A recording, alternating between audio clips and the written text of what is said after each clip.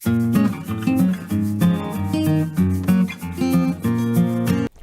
à toi Sensito, j'espère que tu vas bien.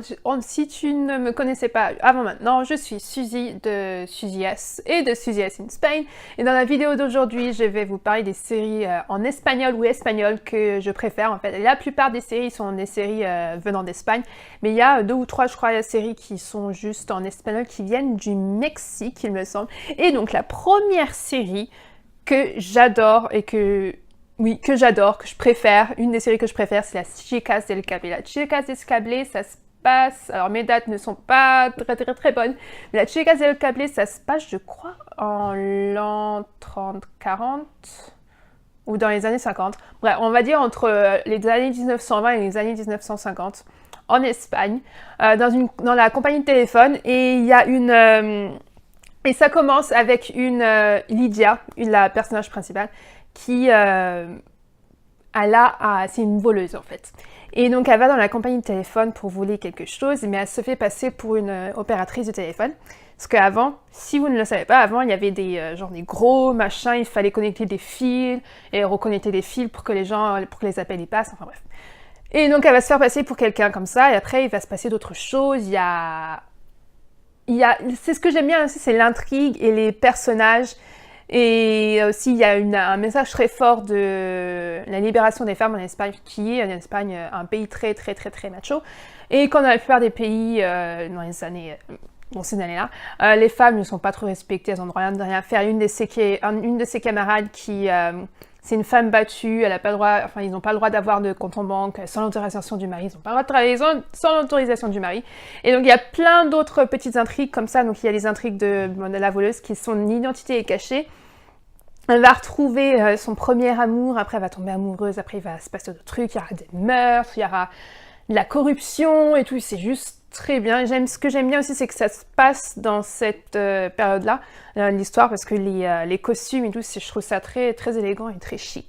Voilà, et donc la deuxième série, on va essayer de faire ça très vite, enfin que ce soit plus regardable, tout simplement, c'est l'inévitable, la très populaire, la Casa de Papel. La Casa de Papel, si vous n'avez pas entendu parler, c'est une série qui se passe donc en Espagne, dans la fabrique de monnaie en Espagne. Et c'est un groupe de voleurs qui est mené par El Professor, c'est un coup qui monte depuis des années, depuis c'est un coup que rêvait de faire son père en fait, et lui il a essayé de le reprendre après que son père soit mort. Et la manière dont ils vont essayer d'entrer dedans, de voler de l'argent et de ressortir avec tout l'argent et sans être pris, sans être arrêté. Et ce qui se passe en fait, bien que c'est une genre de prison break en fait, et ce qui se passe, c'est que il y a plusieurs choses qui sont très inattendues. Il y a ce qui joue en fait, est-ce que oui, les gens vont s'attendre à ce qui va se passer ci, ce qui va se passer ça. Il y a des choses qui se passent, mais il y a beaucoup de choses qui sont très inattendues et ça choque dans le genre oh mon dieu, qu'est-ce qui s'est passé, j'en reviens pas de ce qui s'est passé. Et la manière dont c'est fait, la manière dont c'est édité, en fait c'est juste, ça tient le suspense, et au final même si tu as des idées de ce qui va se passer, de comment la série va se terminer, et bien au final ça se passe pas du tout comme tu l'as espéré, comme tu l'as pensé. Et c'est ça que j'ai bien aimé avec cette série, c'est que ça tient en haleine du début jusqu'à la fin, de la partie 1 jusqu'à la partie 2. Parce qu'en Espagne, ils ont divisé ça en 2 parties. Et sur Netflix, que la série maintenant, c'est une série originale de Netflix. Et donc, ils ont fait, je crois, c'est sur Beta Série, il me semble qu'ils avaient dit que les premiers 9 épisodes, ça suivait le format espagnol, et qu'après ça, ils étaient divisés en fait en 10 heures plus courts, parce que les épisodes du format espagnol durent 1h10 à peu près. Et donc ils ont raccourci ça en fait pour que ça soit plus regardable à l'international. Et donc ouais, la série de la Casa de Papel, il faut absolument regarder. Juste pour savoir de quoi tout le monde parle depuis, ça fait un peu plus d'1 an maintenant, et juste pour passer un bon moment. C'est une série, franchement, vous n'allez pas regretter, c'est juste très bien. Même les personnages, d'une certaine façon, sont très attachants, même s'il y a certains personnages, genre Berlin, qui est très énervant, mais il y a un côté petits attachants qui, bref, les personnages sont juste très bien, les acteurs sont juste parfaits, et voilà. La troisième série, c'est Grand Hotel. C'est une série, je crois, à date de 2011, 2012, 13, 14. Je mettrai les images et les dates là quelque part ou dans la description. Et donc le Grand Hotel, c'est un jeune homme qui est à la recherche de sa sœur en fait, et qui travaille dans un hôtel comme femme de chambre. Et il va essayer il va aller la visiter, enfin lui rendre visite, et il va se rendre compte qu'en fait qu'elle a disparu, qu'il y a dans des circonstances un peu douteuses, un peu beaucoup douteuses, et lui aussi va se faire passer pour comment on appelle ça, un homme de chambre, un des serveurs, et il va essayer de mener sa petite enquête pour retrouver sa sœur, pour savoir qui est responsable de la mort de sa sœur, de la disparition de la mort de sa sœur. Et en menant son enquête, il va se passer des choses comme il y a un tueur en série qui va tuer des personnes. et c'est ça la recherche contre le tueur en série. Pour retrouver le tueur en série, on va se rendre compte en fait que les deux sont peut-être la mort de la sœur et le tueur en série des gens qui tuent, mais elles sont peut-être liées, et liées aussi aux scandales qui sont liés à la famille qui gère le Grand Hotel, et qui sont pas toujours très nettes, et qui ont des choses à cacher. Il y a plein de choses qui vont être révélées. Et honnêtement, quand j'ai regardé ces séries, je me regardais juste simplement parce que c'était en espagnol et que j'ai pratiqué mon espagnol. Et franchement, ça me faisait penser un peu à genre les soap operas, genre Feux de l'amour, mais version espagnole, la version un peu plus suspense qui te tient en haleine un peu plus que les Feux de l'amour, parce que les Feux de l'amour, faut pas se le cacher, c'est un peu pourri. Et aussi ce côté romantique, il y a des histoires d'amour, genre un peu à la Roméo et Juliette, genre l'amour entre le frère et une des filles de la famille, parce que lui il est pauvre, elle est riche, ils sont pas du même monde, machin. Et c'est les trucs romantiques comme ça, je sais pas trop mon truc, j'aime pas trop ça en général, mais là j'ai accroché, ça m'a alpagué. Je sais pas si le mot est correct là dans la phrase, mais c'est le mot qui me vient. La série m'a alpagué et je regardais les épisodes genre 3, 4, 5 à la fois. Des fois, je passais genre un week-end entier à regarder ça. Et voilà. C'est inattendu, mais c'est inattendu, mais bien. Et je vous conseille, franchement, vous avez passé... Pour améliorer votre espagnol, si juste vous voulez une série un peu... qui a l'air calme, mais aussi qui a des petits... ça, c'est mon genre mon truc pour les zigzags, genre un truc... comment on dit ? Des trucs inattendus et inespérés, enfin bref. Et il y a aussi l'acteur qui joue Berlin, je ne me rappelle plus de son nom là tout de suite, qui est aussi dans la Grand Hotel. Donc l'acteur qui joue Berlin dans La Casa des Papel, il est dans le Grand Hotel aussi. Et la série suivante, c'est la série numéro 4, il me semble. Alors, c'est mon portable, je veux bien s'allumer. C'est El Ministerio del Tiempo. El Ministerio del Tiempo, ça se passe en l'an 2016-2017. Et c'est un des ministères du gouvernement espagnol et qui est en charge de veiller à ce que l'histoire de l'Espagne reste intacte.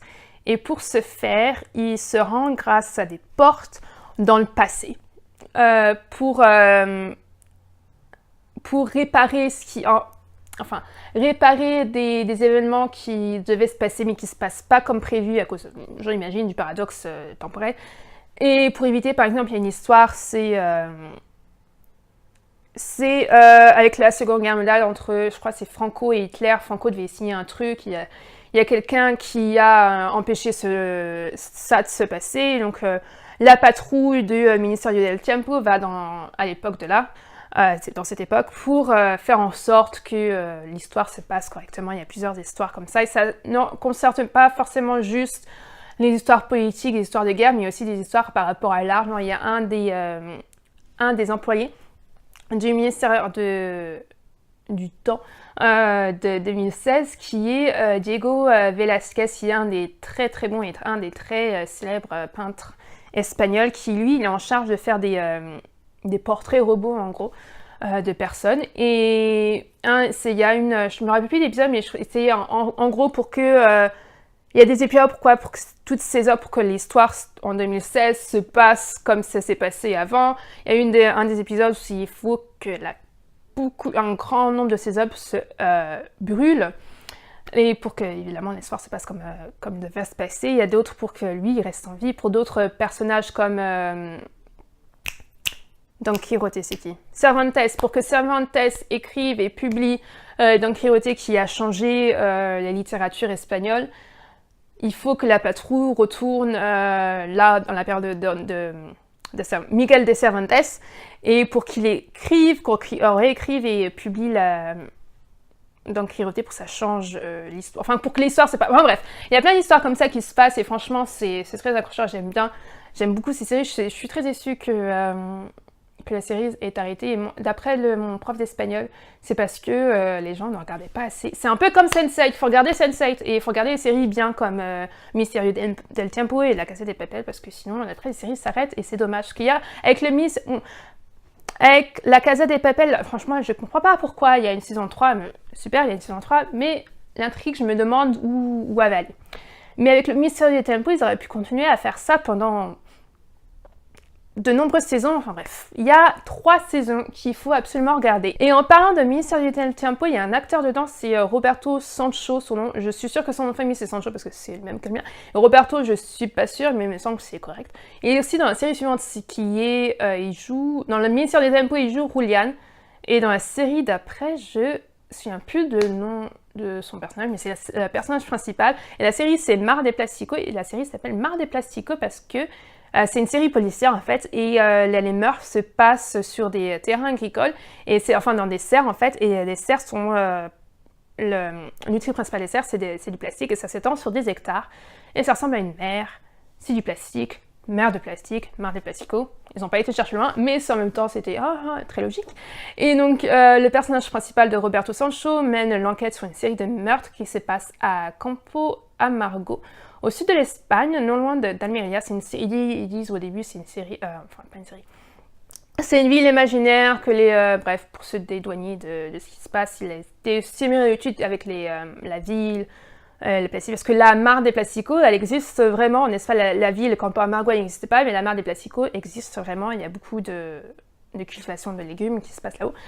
Et ce qui se passe pas, ce que j'espère, c'est qu'il n'y a pas une série de meurtres qui semblent très très poussés, très élaborés par une personne très intelligente, mais une personne qu'ils n'arrivent pas à attraper.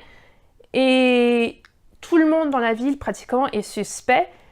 Et jusqu'à la fin de la série, au début, tu dis, mais c'est possible que ça soit cette personne. Mais après, tu dis, non, c'est pas possible parce que... J'essaie de trouver le nom, mais je me rappelle plus. Le personnage principal et son équipe vont dire, ah non, parce que machin, un alibi, donc ça peut pas être bidule. Et au final, elle dit, mais c'est cette personne. Et tu te demandes, mais pourquoi je n'ai pas suivi mon instinct? Je savais que c'était cette personne. Et ouais, donc c'est une série qui est l'intrigue, ça t'emmène à toi-même essayer de résoudre les meurtres et comme l'équipe de... C'est pas Julian, enfin bref, on s'en fiche. C'est un peu de résoudre le meurtre, les meurtres et de trouver l'assassin avant que la police, la Guardia civile ne le fasse. Et c'est très entraînant, ça fait travailler le cerveau et tout, j'aime beaucoup cette série. Et la série suivante, c'est Paquita Salas. Paquita Salas, c'est une série... toutes ces séries-là sont disponibles sur Netflix en ce moment même au Royaume-Uni. Il va être disponible aussi, je pense, la plupart d'entre elles, surtout Casa de Papel, La Chica de Papel, Netflix France et sans doute ailleurs aussi. Et donc Paquita Salas, c'est une série comique, c'est une comédie. Et c'est Paquita Salas. Paquita Salas qui est la gérante de sa propre entreprise, d'une agence d'agents. Et elle représente des acteurs, si c'est juste des acteurs, ouais, elle ne représente pas de chanteurs. Ouais, c'est juste des acteurs en Espagne. Et c'est le genre de faux documentaire de la manière dont sur Paquita Salas, parce que ça fait des années, Paquita Salas qui pratique son métier. Et le personnage de Paquita Salas est juste très très très marrant. Et donc ça le suit, donc comment elle gère les acteurs, de comment ça se passe, la gestion d'une entreprise comme celle-là, de comment ça se passe les castings, et comment ça se passe sur le tournage d'une série, ou comment ça se passe sur les tapis rouges, les premières, tout ça. Et Ce que j'adore avec cette série, c'est le personnage de Paquita Salas, qui est juste très très très marrant, et c'est très caricatural, et c'est juste très très drôle. Les épisodes, je crois, ils sont à peu près entre 20 minutes et une demi-heure, et ils sont juste très marrants, et franchement, c'est juste très hilarant, et il faut la regarder, Paquita Salas sur Netflix. Avant de regarder... Mon portable n'arrête pas de s'éteindre. Avant de regarder, c'est une série comique et un peu dramatique. C'est une série catalane. C'est pas une série espagnole, c'est une série catalane, qui est donc en catalan. Et ça s'appelle, on va essayer de pas écorcher ça, Benvinguts a la Familia, donc bienvenue à la famille, j'imagine. Et c'est une histoire d'une mère de famille qui est aussi dans une série que je viens de me rappeler. Ah, attends, c'était quoi? Non, je me rappelle plus. Enfin bref. Et donc la mère de famille a combien d'enfants? 4 enfants, je crois. Une petite fille. 3 ou... Non. Il y a une fille, 2 garçons et son beau-frère. Ils sont expulsés de leur appart parce que en fait l'appart était au nom de son ex-mari qui n'a pas payé l'appart et du coup ils sont expulsés. Et ils ont la possibilité de pouvoir racheter l'appart avant que la banque ne le fasse. Mais pour ça, c'est une grosse somme d'argent et pour ça, il faut qu'ils trouvent un moyen. Et la mère de famille va ravaler un peu sa fierté, elle va aller voir son père, lui qui est un homme riche. Mais ils sont beaucoup en froid. Et pour lui demander de l'argent, et il va refuser parce qu'il y a des trucs de famille qui sont passés. Et le père de famille c'est pas un meurtre, mais le père de famille va faire une crise cardiaque qui va mourir. Et ce qu'ils vont faire, c'est qu'ils vont essayer de trouver le testament pour voir si elle est ou pas dans le testament. Des fois que son père ait changé d'avis sur elle. Et sauf que non, donc ils ont caché la mort du père de la mère de famille, du grand-père du coup. Et ils vont essayer, ils ont de faire en sorte d'engager quelqu'un pour qu'il joue le rôle du grand-père, pour qu'il y ait un nouveau testament qui soit écrit, qui soit fait pour qu'il touche l'argent. Sauf que ça se passe dans une communauté, dans un petit quartier où tout le monde se connaît, tout le monde est un peu aussi des petites commères. Et c'est juste, la famille est très attachante. Il y a voilà, c'est juste une famille très attachante. Et la comédie est juste très très bonne. C'est une série que j'adore. Et tu t'attaches vraiment donc au personnage et tu dis mais j'espère qu'ils vont réussir, mais aussi quand même ça se fait pas pour le monsieur, c'était un gros salaud, il faut l'enterrer dignement.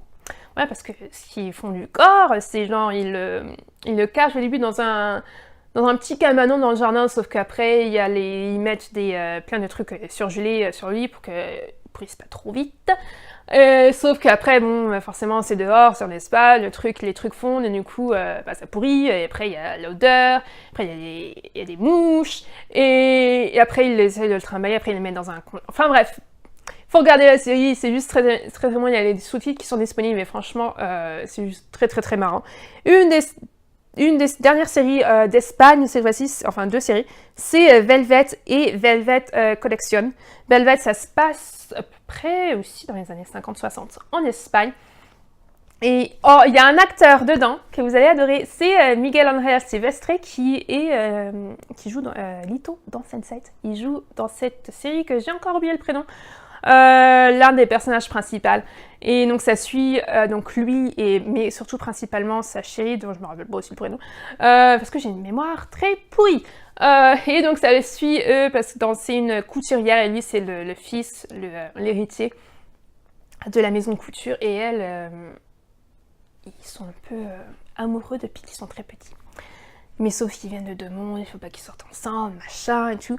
Mais ça suit surtout elle et son parcours de couturière de simple couturière, de seamstress, je crois c'est le nom. Et jusqu'à ce qu'elle soit juste comme la Jean-Paul Gaultier de l'époque, voilà, mais version féminine. Et c'est ce que j'aime bien encore avec ces séries, c'est que la période de cette époque, les vêtements, la façon dont les gens se comportent, je trouve ça très chic et très très marrant. Et Velvet Collection, en fait, c'est un peu la même, mais sauf que c'est la demoiselle en question a réussi, elle est très populaire, elle est très demandée, et ils vont ouvrir une deuxième grande boutique de couture à Barcelone. Et ça suit les aventures de l'équipe à Barcelone cette fois-ci. Les séries suivantes... Les séries suivantes ne sont plus des séries d'Espagne, mais elles viennent, je semble, du Mexique. C'est des séries, il y en a 3 en tout, c'est des séries qui sont en espagnol. Et la première, c'est la Casa de las Flores. La Casa de las Flores, c'est une histoire de famille un peu à la... Ben, mes goûts, c'est la familiale, il y a des morts. Enfin, il y a quelqu'un, c'est la maîtresse du père de famille, qui va se suicider dans leur boutique de fleurs. Et il y a sa mort, vu que c'est très évident que c'est un suicide, va néanmoins révéler des secrets de famille. Donc, elle va révéler que elle, c'était la maîtresse, que le père non seulement trompait sa femme, mais aussi avait une petite fille avec cette dame. Et il y a des secrets de famille comme ça qui vont être révélés au fur et à mesure. Et parce que le monsieur va être aussi après accusé de détournement d'argent, je crois, il va aller en prison, leur compte va être gelé. Et la boutique et l'entreprise est un peu en galère, était un peu en galère avant ça, mais là ça va être encore plus en galère. Et donc, du coup, va falloir qu'ils trouvent un moyen de faire de l'argent. Et du coup, il va y avoir des histoires de drogue, bref, plein d'histoires comme ça qui sont juste très marrants. Voilà. Et la série suivante, c'est une série qui vient du Mexique. Ça, c'est sûr que ça vient du Mexique, j'en suis sûre. C'est Club de Cuervos. Club de Cuervos, ça suit un club de foot, les clubs des corbeaux. Ils font ça dans la série. Bref. J'ai l'air ridicule, mais c'est ce qu'ils font dans la série. Bref. Et donc, ça suit la gestion d'un petit club de foot d'une petite ville au Mexique, avec qui va être géré au début par un père, mais le père va mourir. Il va laisser ça à ses 2 enfants, sauf que les 2 enfants, la fille et le fils, ne peuvent pas se saquer. Et la fille, elle c'est quelqu'un, elle a le truc de l'entreprise. Elle sait une manager, elle sait gérer une entreprise, elle sait gérer un club de foot, elle sait ce qu'il faut faire, ce qu'il ne faut pas faire. Et en gros, le frère, il a grandi dans cet environnement-là, mais il connaît rien à la gestion d'une entreprise, il connaît rien à la gestion d'une équipe de foot. Et c'est juste quelqu'un qui profitait de l'argent de son père, en fait. Et sauf que parce qu'il y a la compétition, et que juste parce qu'aussi c'est un gros con, il va essayer de prendre la possession du club de foot et de la présidence à sa sœur. Et bref, c'est des petits trucs de famille comme ça, mais c'est très marrant, très surprenant, parce que j'aime pas trop le foot, je regarde quand c'est accoutumé dans ce genre de truc, mais les trucs de foot, c'est pas trop mon truc. Mais là, c'est très attachant et je sais pas, je me suis laissée entraîner par la série et aussi j'ai trouvé que l'espagnol dedans était plus simple à suivre par rapport à ce que je m'attendais. Et du coup, je me suis laissée entraîner et jusqu'à regarder la série suivante. En fait, c'est un dérivé de la série qui suit un des personnages qui s'appelle Hugo Sanchez. Hugo Sanchez, dans la série Club de Cuervos, c'est l'assistant du frère, en fait. Et c'est un personnage assez particulier et assez très, très, très comique. Et ils ont fait genre une série dérivée qui suit Hugo Chavez, qui est en charge de l'équipe de foot, mais dans un tournoi de foot dans un des pays d'Amérique latine, il me semble que c'est le Nicaragua. Et c'est une équipe de foot dont l'emblème, c'est les oiseaux. Et donc, vu que lui, c'est pas son truc de gérer l'équipe de foot, et qu'il c'est un personnage aussi très, très réservé, très très mou, qui n'arrive pas à se faire respecter, à s'imposer, parce que les joueurs de foot sont ils s'imposent, Hugo Sanchez n'a pas de charisme. Voilà, il faut être honnête, il n'a pas de charisme, mais il va réussir tant bien mal ou pas à mener cette équipe dans le tournoi des oiseaux, c'est comme ça qu'il s'appelle. Et c'est juste très connu. J'adore Hugo Sanchez. Franchement, j'ai beaucoup préféré, j'espère. Je pense pas qu'ils vont refaire une saison sur Hugo Sanchez, mais j'espère qu'ils le feront. Je regarderai Club de Cuervos, mais je préfère Hugo Sanchez à Club de Cuervos. Voilà, les Sensitos, j'espère que vous avez aimé cette vidéo, que ça va vous donner des idées et des envies de regarder des séries en espagnol et des séries d'Espagne. Et des séries d'Espagne comme séries que j'ai citées ici, ou comme des séries comme Elite, qui est sortie là, il y a pas longtemps. Et si vous avez des suggestions à me faire, n'hésitez pas à le faire dans les commentaires. N'hésitez pas à liker la vidéo, à la partager à vos amis. S'ils ont besoin aussi d'inspiration sérielle. Et n'hésitez pas à vous abonner, à cliquer sur la petite cloche une fois que c'est fait pour recevoir les notifications de quand je publie des nouvelles vidéos. Et je te revois très vite, Sensitos. Salut!